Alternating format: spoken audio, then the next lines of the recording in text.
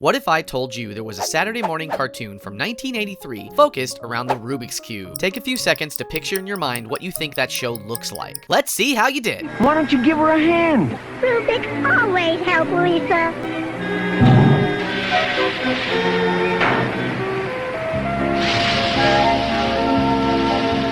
Wow, that's the neatest, Rubik! Were you close? Like, were you close at all? Hi, my name's Comfy, and today, we're going to explore the bizarre world of Rubik, the Amazing Cube. My friend and artist Starspice informed me of its existence a few weeks ago, and my life has been forever changed. I went in with low expectations. I honestly thought it was gonna be sort of funny, sort of boring, and boy was I wrong about that! I really wasn't properly prepared for how strange the show would be. Each episode bringing us on an entirely new and unique journey, and believe me, I watched every episode. This cartoon has a surprisingly small footprint on the internet. Whole episodes just completely unavailable online anywhere that I could find. And apparently there were pieces of show merch and other things that I've read about, but simply can't find any photos of. Additionally, having seen every episode, I've pieced together the dark secret of what's really going on in this show. Today, we're gonna go over each episode, discuss the show's history and current day lost footage, and have a lot of laughs. So sit back as we take a deep dive into Rubik, the Amazing Cube. Hello, my name is Rubik. That's the best they could come up with for a catchphrase, I guess. Part 1, some backstory. So let's set up a little context. No, not about Rubik's Cubes. We all know what those are.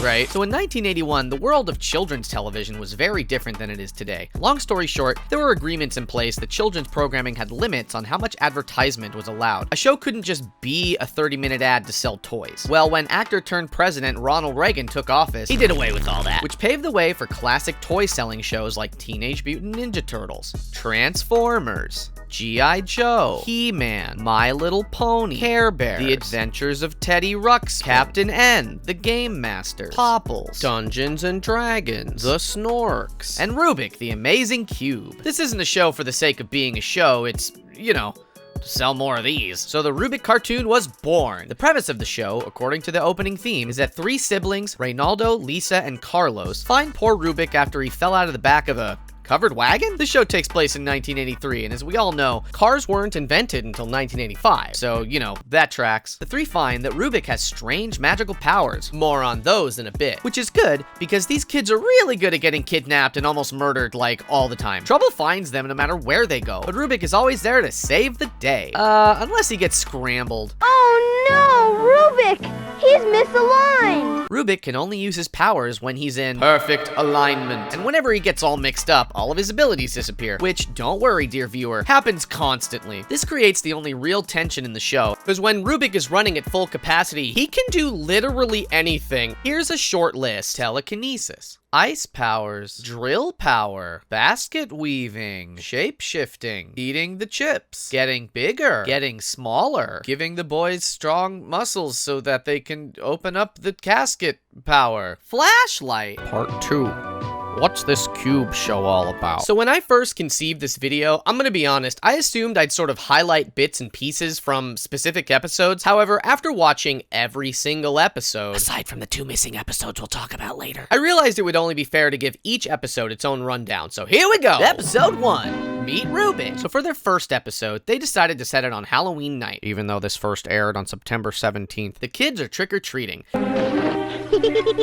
This is where we first see Rubik using the magic power of telekinesis to eat some candy. Candy is good! We also get a sense here that he doesn't know much about the human world, as Lisa scolds him for not taking off the candy wrapper. Additionally, we are informed that Rubik needs to stay hidden, because if the adults see him, it'll be bad for some reason. Oh, that's not a person. That's our cute friend Rubik. What she's trying to say is, it's a real ghost. Great work, Carlos. He doesn't even have any legs. Then the kids decide they just need one more piece of candy, and the only house left to hit is this spooky haunted mansion in town. Rubik, I've told you, don't swallow the bubble gum.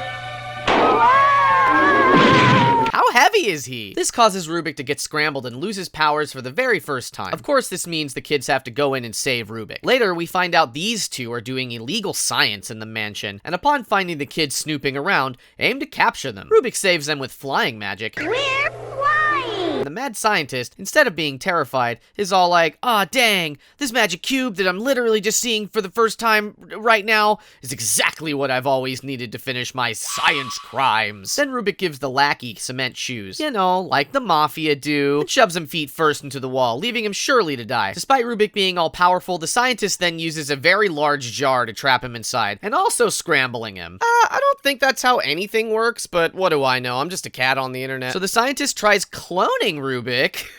So the scientist tries cloning Rubik, but accidentally just makes a million regular Rubik's Cubes. Which now it occurs to me, I don't know if this version of Earth has Rubik's Cubes. You know, like regular Rubik's Cubes, you know what I mean? Like, is Rubik the only one, or is he a copy of, like, regular Rubik's Cubes, or did they imitate him? Like, the kids sneak out and can't figure out which is the real Rubik, so they just take all of them. Once they're home and trying to solve cubes, we meet for the first time Sparky the dog. Now, let me tell you something. Sparky sucks. I hate him. I don't like him. Sparky runs in, grabs the real Rubik using the power of, I don't know, dog smell, and barrels out of the room. Why did the dog do that? What vendetta does Sparky have against Rubik? Then he buries him deep in a nearby forest. What an absolute butthole. Bad dog. Bad dog. They then save Rubik and give everyone flight so they can look for Reynaldo. Oh yeah, Reynaldo got captured by the bad guys. I forgot to mention that. They then track them to a nearby shipyard, and now there's a third bad guy? And like, they seem to be reporting to him like this random boatman is the head honcho over the evil scientist? Like, he's really not the top dog? Okay. Rubik sneaks in to untie Reynaldo, but then Sparky the dang dog barks, alerting the bad guys. So Rubik, in an attempt to hide, deconfigures himself so that he can hide in the fruit bowl. Two things. First, fruit bowl in a shipping container. Love it. Two, I don't know what kind of multicolored cube fruit Rubik is trying to disguise himself as, but I guess it works because the boatman didn't see him at all. Cool, cool, cool. I'm okay now.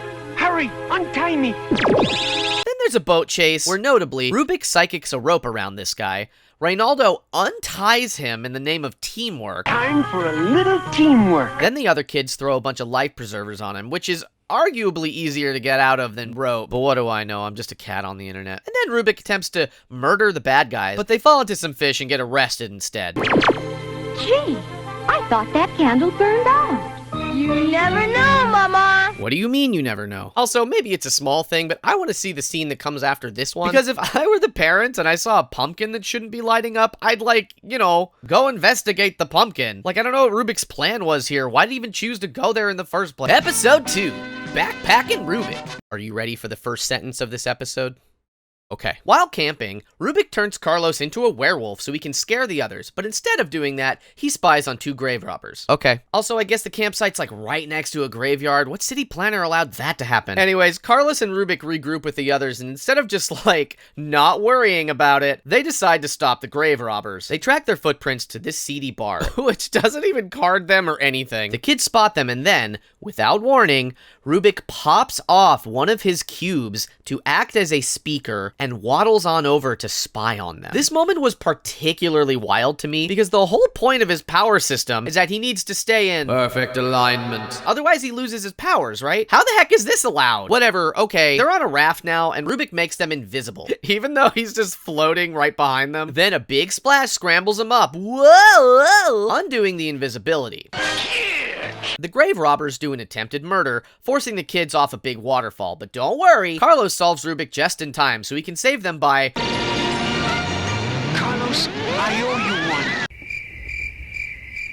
Later, they're in a cave and need to ascend a high cliff wall. Rubik will just levitate them, right? Like, we know that he can do that. He literally just did it 3 minutes ago. He'll just lift those kids right up, and so Rubik finds a big pile of dinosaur bones and uses them to make the world's most horrifying staircase for the kids to climb up.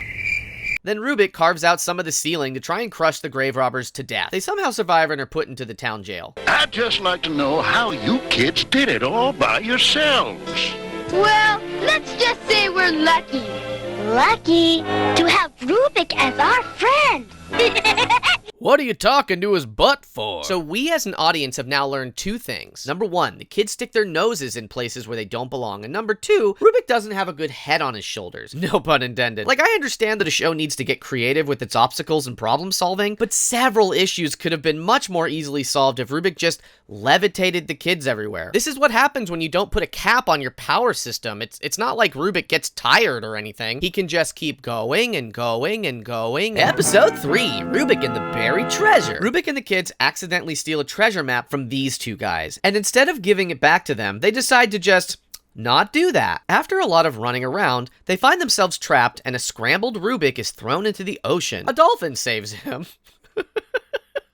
A dolphin saves him from an approaching shark and drops him off on a deserted island. A monkey finds and solves him within seconds, okay, for which Rubik rewards the little guy with an enormous banana. Beautiful. Later, the kids get shrunk down to hide, fight a giant seagull, then they fall into quicksand, and Rubik, who had just been swallowed by a crocodile, uses the crocodile's mouth like a shovel to dig them out. Rubik manages to stop the bad guys by trying to drown them and kill them in the ocean. Rubik, too good! The kids and Sparky water ski to safety, the end. Episode 4, Rubik and the Lucky Helmet. Episode 4 is the first of what I'm calling a townie episode. The focus, rather than the kids outsmarting several capable adult criminals, have to deal with bullies. Not bad fighting. For a nerd. Too bad you're gonna lose the race tomorrow. This episode is our first introduction to Jaws, the town tough. Yes, Jaws, not Josh. He's in a little gang called the Sharks. He has a New York accent for some reason. Anyway, Reynaldo wants to win a bicycle competition, and Jaws loves crushing dreams, so he steals Reynaldo's lucky helmet. To get it back, they trick Jaws into thinking Rubik is a sexy lady. You want to borrow the helmet so you can enter the race too? Sorry, no way. I'll let you take me to the movies if you do. Hey, that's a deal. And then try to trick Jaws that Lisa is this same lady. And when that all understandably doesn't work out, somehow this happens. What's happening? How did that happen? They get Reynaldo a replica helmet, claiming that they rescued the original, and then we're off to the races. Literally. The second portion of this episode is a few repetitions of the Sharks cheating against Reynaldo, and Rubik and the kids counter-cheating back. Reynaldo wins the race, learns the lesson that the real lucky helmet was on the inside the whole time, and Rubik didn't attempt a single murder this time around.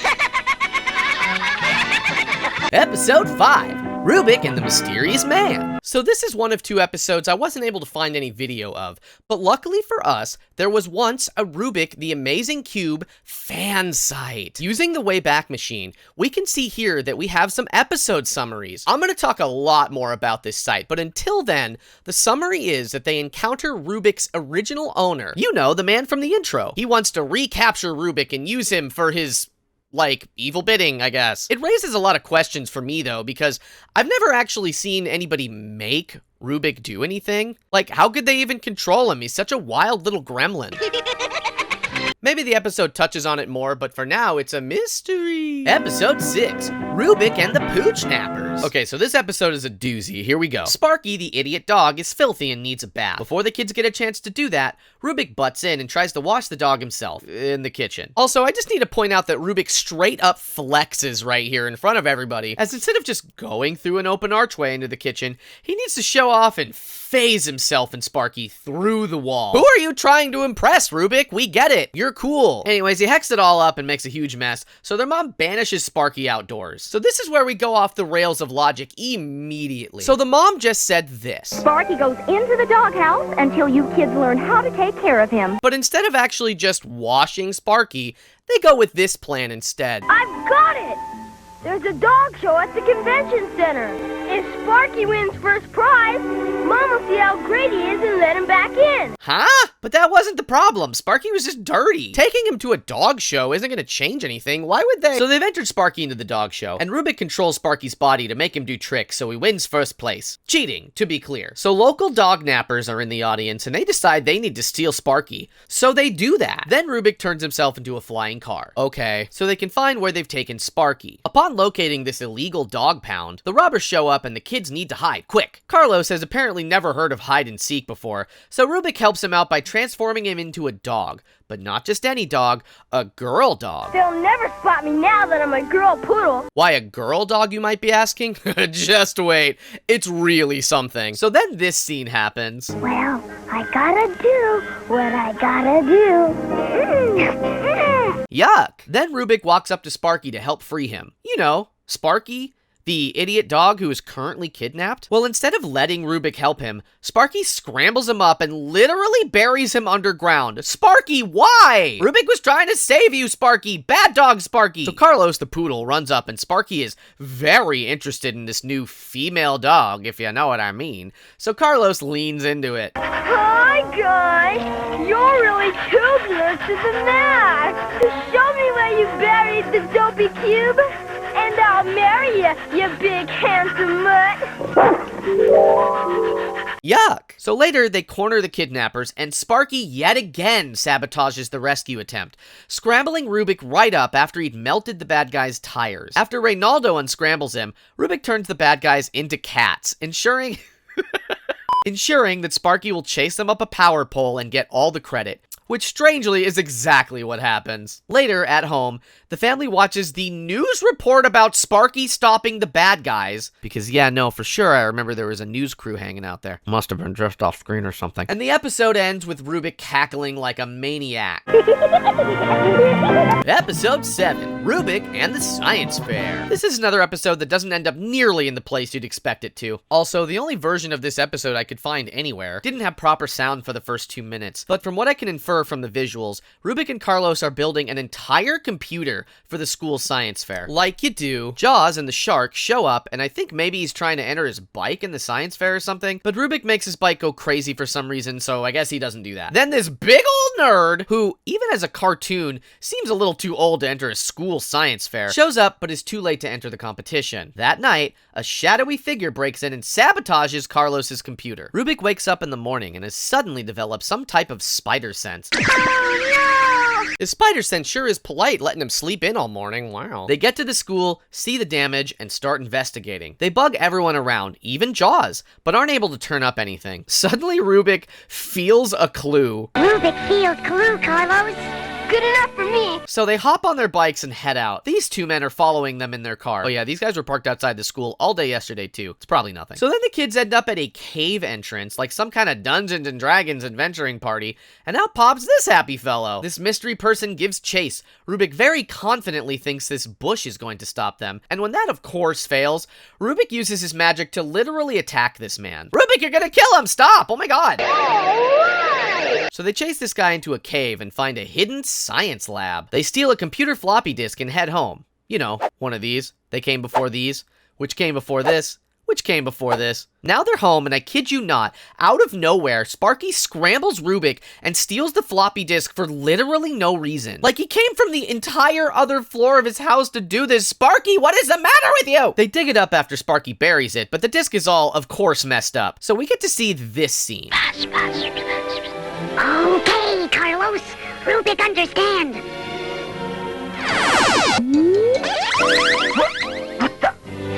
It's a computer. That's right. He just turns himself into a fully functioning computer. Because that's how it works, right? The disk contains schematics for the guy they saw earlier, and it turns out he's some kind of robot. But Rubik didn't know that when he started going ham on him earlier, so of course then the robot shows up.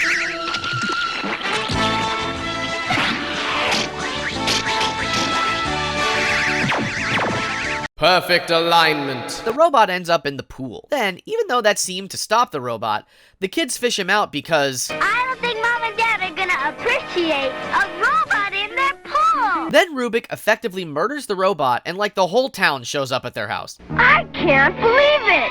You're government officials and you were following us the whole time? Yeah, kid, I literally just told you that. And then they all eat tacos in the wildest way possible, the end. Episode 8, Rubik in Wonderland. This episode is where the limits of Rubik's powers are really getting stretched. It starts off with the kids watching Alice in Wonderland. Lisa expresses that she wishes she could live in Wonderland, so Rubik's like, okay, dope, bet. And then he just, you know, sends the kids into another dimension. Also notably, Rubik didn't bring Sparky along, thank God. Despite the extra wild premise, there's not a ton to talk about here. It features all the Alice in Wonderland characters we all know and love. The White Rabbit, the Red Queen, the Mad Hatter, these two. That's a very interesting cube. It's a fun, silly episode. So the conflict here is that a giant stole the queen's crown, but everyone thinks the rabbit did it for some reason, so the kids are here to help. Rubik turns the kids into horrifying mice people, and there's another instance of Rubik refusing to levitate the kids, instead opting to turn himself into a staircase. Interesting cube. They defeat the giant, return the crown, and wake back up in their living room, where they all think it was just a dream, despite having shared the exact same dream. Thank goodness it was only a dream. Or was it?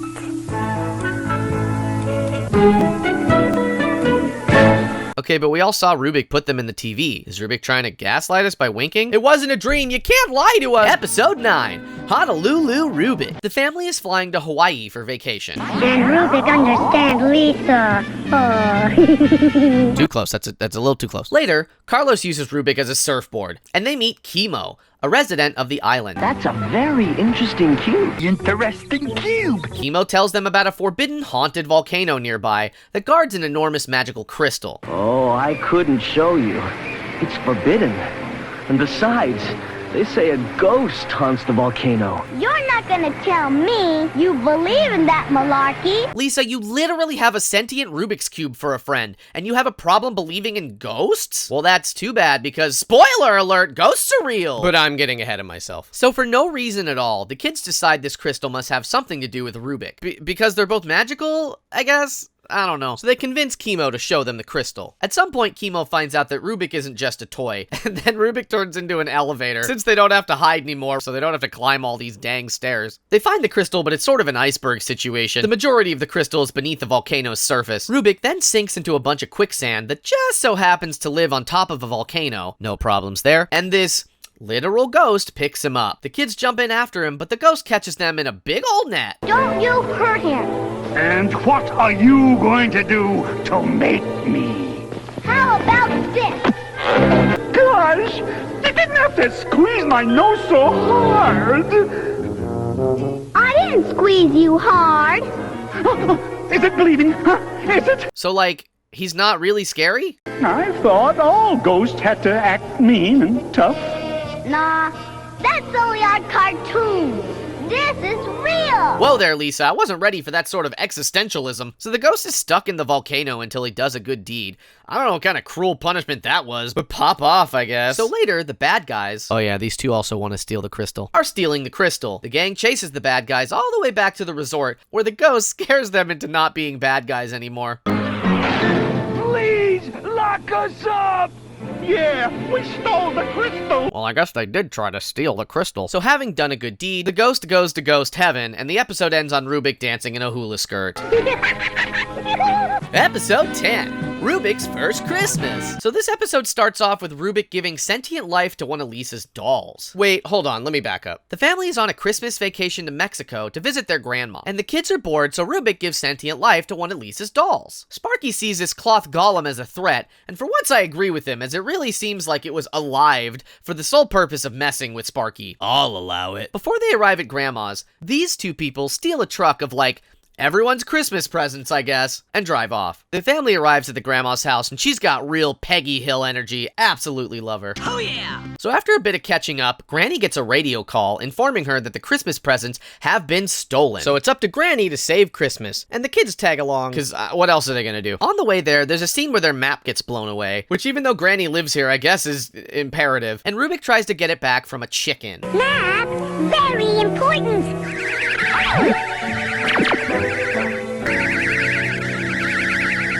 Oops.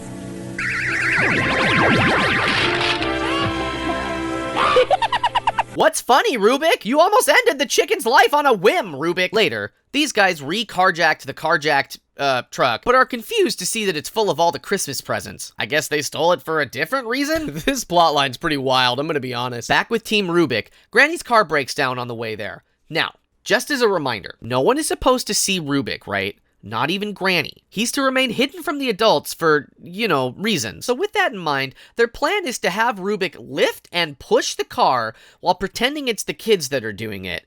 But like, Rubik's just like right there, right? Like right out in the open. All Granny needs to do is turn her head around at all and she'll just see everything. But luckily she doesn't do any of that and they arrive at this gas station or whatever and oh! What's that? Why, it's the truck they've been looking for, just heading their way. What a lucky coincidence. Rubik, you gotta do something to save Grandma!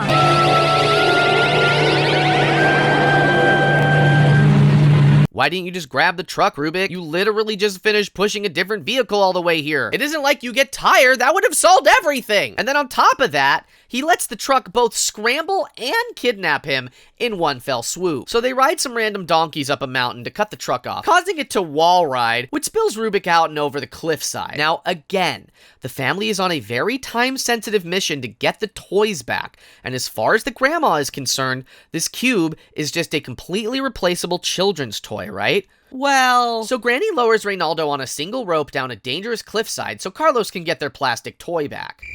It's at this point Granny remembers that she has a plane, so everyone loads up on that to search for this truck. And upon finding it, Granny reveals that she's known about Rubik all along. But how? So then Rubik just grabs the truck with his powers. Which is literally what I said he should have done earlier. And makes the bad guy's feet comically large, surely traumatizing them for life. Now, the amount of logical leaps this episode wants us to take is already pretty high, but please sit down for this next one. So they find the truck, but the presents are all gone, as the bad guys dump them all at the Aztec ruins off the side of the road. But Team Rubik doesn't know that yet, so Lisa gets upset and starts crying, and y'all, get ready. There's not gonna be any Christmas this year. We will have Christmas. Look, Lisa's here.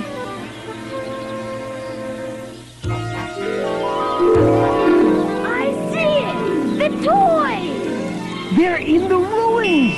Well, what are we waiting for? Am I going crazy? Rubik didn't even do any magic on the tier. She just cried out a crystal ball, I guess. I'm completely unclear on the message we, the audience, are supposed to receive here. Is it a Christmas miracle? This is the Christmas episode after all, I guess. Anyways, as if that wasn't enough, Rubik then just teleports everyone to the ruins, which is the first time we've seen him teleport. And dang-a-lang, that sure would have been helpful lots of other times, Rubik. Rubik? So they load the truck up with the presents, and Rubik flies them all off like some kind of Rudolph the cube-nosed reindeer. And the episode ends like this. Rubik X!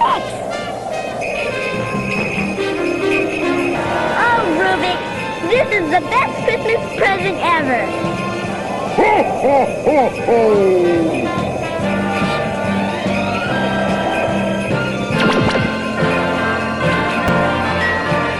I think we're supposed to infer that Rubik is the real Santa Claus? Because why'd he wink?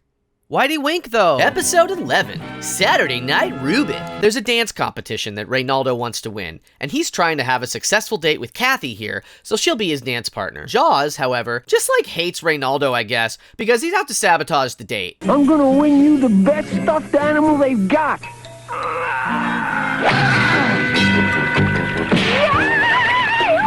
Whoa! Why don't you dump this chicken? Okay, but he didn't do anything cowardly. He just hit a thing with a hammer. What are you talking about? I'm no chicken. Oh, yeah? Then why don't you take Kathy on the monster coaster? And then Rubik pants his Jaws, which is pretty funny, I'll admit.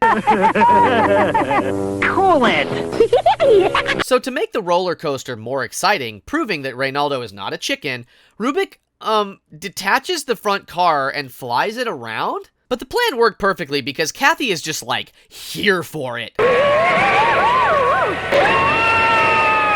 Off the ride, Kathy is excited to have decided to go to the dance with Reynaldo. But then this all happens. I'm having a big party tomorrow. Bring Lisa and Carlos. Far out! We can practice our dancing. Oops. Hey, buddy, sorry about giving you a hard time before. These are to make up for it. Gee, thanks, Jaws. My pleasure! Oh, you're so clumsy. You ruined my new blouse. But... And don't bother coming to my party, you menace. I'm going to the dance with Jaws. Well, that was sudden. So in an attempt to explain himself, instead of just calling her or having somebody else talk to her or a third thing, they dress up Reynaldo as a girl and infiltrate Kathy's party. You know, just normal kid stuff. Things go about as well as you'd expect. Rubik gets drunk off punch. Reynaldo ends up in the pool. Rubik decides that Reynaldo's in trouble, so he lifts all the water out of the pool to save him. You know, normal kid stuff. Hey, did you see that? Must have been a weather balloon. So later, Reynaldo is sulking at home, and Rubik decides to, you know, just give him magical dancing powers.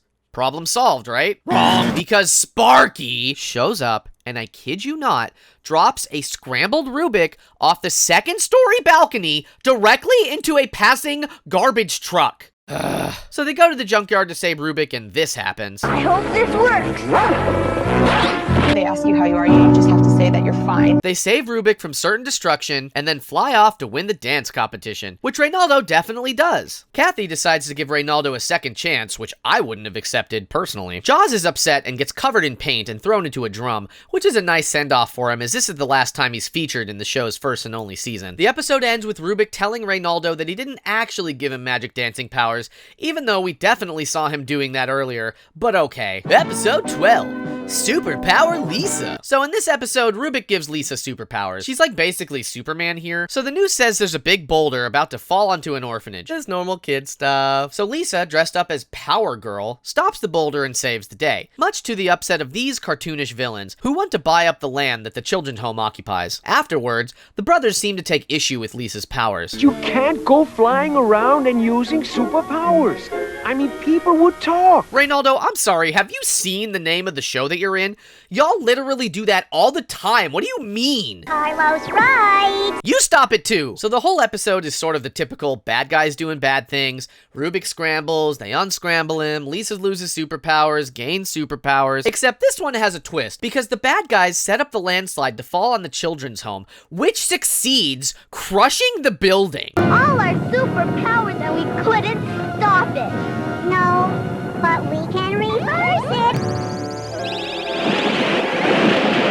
Rubik is the best! That's right, folks. Rubik effortlessly reverses time to save the building. If you can just reverse time, any mistake can be fixed. Why even deal with solving problems at all? I know I've already touched on this, but it's really hard to have any meaningful stakes when there are just no limits to what your heroes can do. Then Lisa kisses Rubik and the episode ends. Rubik turned red!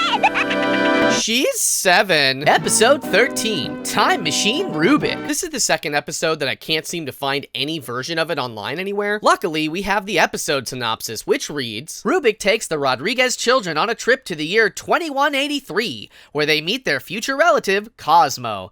Together, they outwit futuristic villains who try to steal the Statue of Liberty. And that covers all the episodes. I'll admit, when I first started watching this show, I was expecting a real cash grabby situation here. Which, like, for sure it is. But I don't know, maybe I have Stockholm Syndrome, but I'm really starting to love everybody in this show. Everyone except Sparky. Part 3. I need your help. So I want to divulge this show's Dark secret. But before that, I have some requests of you, the viewer. So as I mentioned earlier, despite this being a show about a pretty popular toy and having a lot of important people working on it, there really isn't a ton of information about this show out there. There's a couple YouTube videos and podcasts covering it, a Robot Chicken sketch, and Rubik, here to help! That voice. but I feel like the vast majority of people today have never even heard of it. And that includes me up until a couple weeks ago, and now I am obsessed. Coming back to this website I mentioned earlier, it was run by a woman named Virginia, a very passionate Rubik fan. It might seem a bit strange to dedicate an entire website to an obscure cartoon, but this is how the internet used to be. People would just make fan sites about a very specific thing, because in the internet's early days, you couldn't just pull up YouTube and watch entire episodes of stuff. Pictures and clips would have to be enough to get you by if you really loved a thing. You can really tell how much she loved the show and its characters. It's really heartwarming to see. I don't think this video would be what it is right now without the help of this site, so big thanks to Virginia. Also, big thanks to Patrick Beyond the Toon Room More and VHSER and More, as well as Virginia's own channel, Satellite Lily. Across these 3 channels, I was able to obtain the 11 episodes we discussed today. I also ended up emailing Virginia because on her site there was mention of her doing an interview with Joe Ruby, one of the show's executive producers and co-creator of Heck Packin Scooby-Doo, but it didn't look like the interview had been posted anywhere. I was curious about the contents of that interview to potentially include in this video, but as it was conducted in 2008, almost 15 years ago at this point, it's very likely that the whole thing is just lost to time, unfortunately. If she's able to find that interview and if this video does well, I would be very interested in doing a follow-up.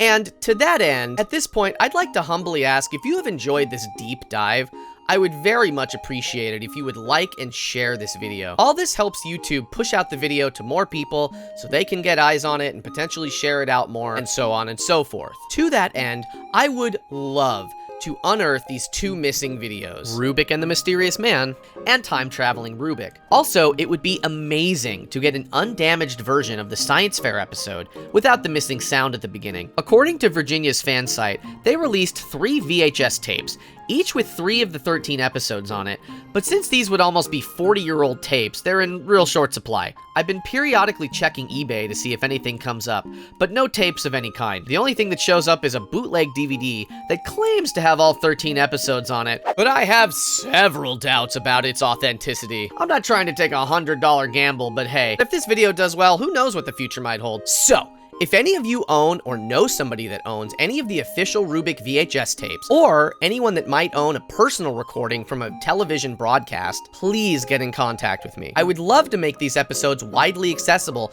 but I can't do it alone. I have a P.O. Box address I'm gonna put up on screen right now, as well as my business email in the doobly-doo. I have the means to do high-quality VHS transfers, but what I don't have are the dang tapes. Additionally, and to a less important extent, the majority of the episodes available currently are pretty crunchy, so I'm curious to see if I would be able to produce a higher quality VHS transfer with what I have available to me. Thank you all so much for listening to my spiel, and now it's time for... Part 4.